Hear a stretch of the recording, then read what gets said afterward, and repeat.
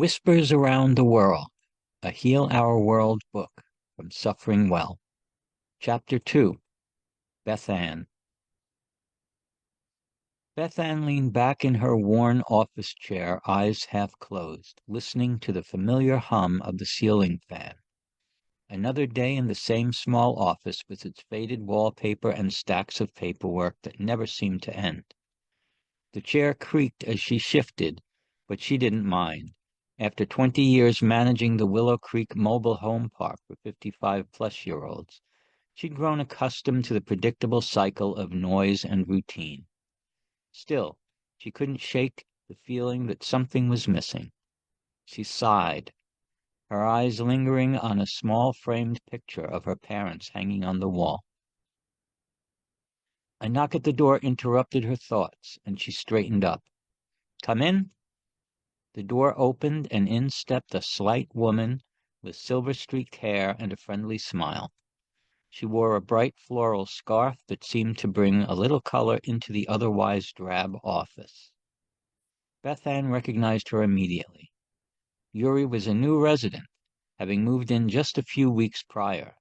She was one of those people who seemed to carry a bit of sunshine with them wherever they went, always chatting with neighbors and offering a cheerful wave. "Good morning, Beth Ann.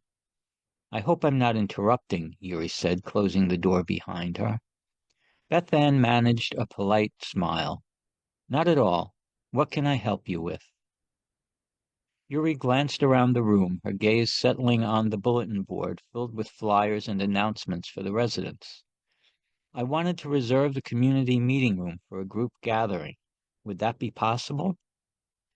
Beth Ann pulled a ledger from her desk drawer, flipping it open to the reservation page. "Sure. What date were you thinking?" "Next Wednesday around 6 in the evening," Yuri replied, her voice lilting with excitement. "It's for a new initiative I'm part of. It's called the How Initiative." Beth Ann paused, her pen hovering over the page. "The How Initiative," she echoed, not trying to mask her curiosity. Yuri nodded, her eyes bright. "Yes, it stands for Heal Our World. It's about finding ways to bring people together in prayer and fellowship. We share teachings, offer support, and focus on healing ourselves and the world around us. It's open to everyone, regardless of their faith background." Beth Ann continued to fill in the reservation details, glancing up occasionally as Yuri spoke. She felt a tug of interest, but pushed it aside. "Sounds interesting," she murmured, trying not to sound dismissive. Yuri caught the hesitation in Beth Ann's tone and smiled tenderly. "It's a wonderful experience. We focus on finding ways to make sense of our struggles, our suffering. You know, offering it up for a greater purpose. I found it's very comforting." Beth Ann's gaze drifted to the window, where a patch of sunlight was warming the windowsill. She tried to remember the last time she'd felt any real comfort. 15 years ago, she'd stopped going to Mass, stopped praying, stopped all of it. She'd grown bitter over the years, her sense of worth slowly eroding. The last time she'd set foot in a church, she'd felt so out of place, as if she were invisible, like God had forgotten about her, or maybe she'd forgotten about him.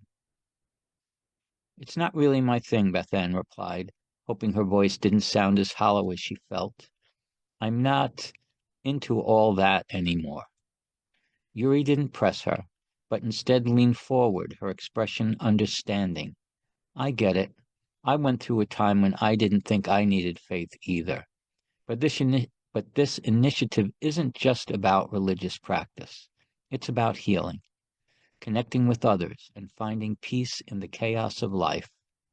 She paused, her eyes searching Beth Ann's face. "I think you might like it if you gave it a try." The words lingered in the air, and Beth Ann shifted uncomfortably. She hadn't told anyone about her struggles, let alone a stranger, yet something about Yuri's presence, her uncanny sense of love, made Beth Ann feel as though she'd known her for years. It stirred an unsettling feeling in her, like a door she'd closed long ago was cracking open just a sliver. "Well, the room is all yours," Beth Ann said, hoping to end the conversation. She didn't want to discuss this further, didn't want to face the things she'd tried so hard to bury. "Just make sure you leave it tidy when you're done." Yuri smiled, her gaze reassuring. "Of course. And thank you, Beth Ann. I hope you'll stop by, even if just for a few minutes." "You'd be more than welcome." As Yuri stood up to leave, she paused by the door, looking back at Beth Ann with a kind smile. "Sometimes we think we're too far gone, or that we've drifted too far away. But there's always a way back. I'll be praying for you." With that, she was gone, and Beth Ann was left alone in the silence of her office, the air thick with the words Yuri had spoken. She sat back in her chair, staring at the door, her mind racing. A part of her felt anger rising. Who was Yuri to assume she knew anything about her, about the years she'd spent feeling like she was nothing, like her life had been one long mistake? And yet another part of her, a quiet, fragile part, clung to Yuri's words. A way back. Could there be such a thing? She shook her head, as if to rid herself of the thought, and returned to her paperwork. But the words lingered, echoing through the room, reminding her of things she tried to forget, of a faith she'd long since abandoned, a faith she once thought she didn't need. For the rest of the day, she couldn't quite shake the feeling that Yuri had brought a sliver of light into the shadows she'd grown so accustomed to. As she locked up the office that evening, she found herself wondering, almost against her will, if she would wander down to the meeting room next Wednesday, just to see, just to listen. She brushed the thought aside, scolding herself for even entertaining it. But as she walked out into the cool evening air, she felt something she hadn't felt in a long time. A faint, flickering spark of curiosity, and maybe, just maybe, a small glimmer of hope. Beth Ann sat at her small kitchen table, picking at her dinner, the television's glow casting shadows across the room. She'd grown accustomed to eating alone, filling the silence with the news, although most nights she regretted it. The evening news was nothing but a parade of disasters, wars, natural catastrophes, families torn apart by tragedies. She sighed heavily, setting her fork down as she shook her head. "Is there anything good left in the world?" she muttered, looking down at her plate. "Or are we just done for?" Her voice hung in the still air, unanswered. The question wasn't really for anyone, but it felt better to say it out loud. Her cat, Mabel, a portly gray tabby, padded over and rubbed against her leg, purring softly. Beth Ann reached down, scratching the top of Mabel's head. "What do you think, Mabel? You think God even cares anymore?" She let out a bitter laugh, glancing back at the screen. "Seems like if he did, things wouldn't be such a mess."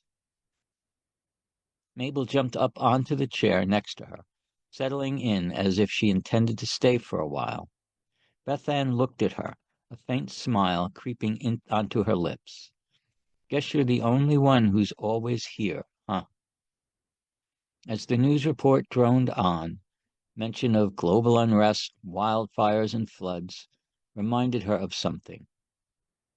Yuri's words floated back to her mind. We share teachings, offer support, and focus on healing ourselves and the world around us. Healing the world, Beth Ann mumbled, pushing her plate aside. What kind of healing could they even do? A bunch of people sitting around praying. She scoffed, but as soon as she said it, something inside her stirred.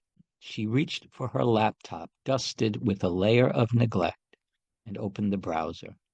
It didn't take long to type in "How Initiative," which led her to a page for the SufferingWell channel on YouTube. She clicked on the first video, and a white-bearded gentleman with flowing white hair and a welcoming, kind face appeared on the screen, speaking intently, finding peace in the midst of suffering. As she watched, Beth Ann felt an odd comfort settle over her, like the solace of a soft blanket on a cold night. The video ended, and another began. This time, an animated woman shared a reflection based on 2 Chronicles chapter 7, verse 14. If my people, who are called by my name, will humble themselves and pray, and seek my face, and turn from their wicked ways, then will I hear from heaven, and I will forgive their sin and will heal their land. Beth Ann's eyes lingered on the screen. You really think you're going to heal all this? She whispered, her voice almost a challenge to the God she hadn't spoken to in years. You think some people praying is going to fix it all? She glanced over at Mabel, who had curled up, half asleep, one paw dangling over the edge of the chair. These people, she continued, they actually believe they can make a difference. What's the point? The world's already falling apart. Her voice was almost a whisper now, the hint of doubt clear. But something tugged at her heart, a small flicker of hope. She closed the laptop and slowly looked out the window, where the street lights cast an eerie glow on the empty road. Maybe, she said softly, feeling her chest tighten, maybe he's, I don't know, moving people to pray for the world because he does care. Or maybe he's just showing he's still around in a way I can't see. Mabel stirred, her eyes opening lazily. Beth Ann sighed, feeling foolish. Oh, what am I talking about, Mabel? I must be going soft in the head, she chuckled, brushing a strand of hair from her face.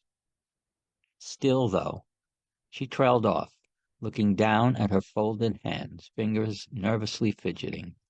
Without thinking, she closed her eyes, her hands coming together, fingers clasped. It felt strange and awkward, like an old friend she hadn't seen in years. She took a deep breath. God, I don't even know if you're there. But if you are, maybe you're showing your love through these people, somehow. I don't know. If you are, maybe you can show me too. Or maybe I can just be part of it. She opened her eyes, the room settling back into its familiar silence.